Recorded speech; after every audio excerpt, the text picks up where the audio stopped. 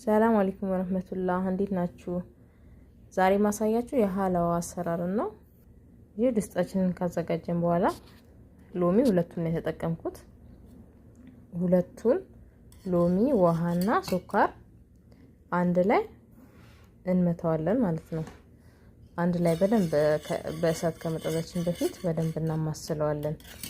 በደንብ እንደዚህ አማስሉትና ውሃችንን እንደዚህ እሳት ላይ ከጣድነው በኋላ ስኳራችንን የሚበቃንን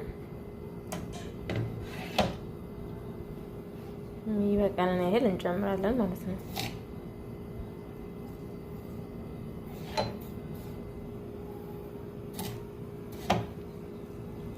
ሶስት ማንኪያ ተጠቀምኩኝ። ሎሚ ደግሞ አንድ ሲኒ። ከዛ አማስለዋለሁ እንደዚህ በደንብ ማማሰል አለባችሁ።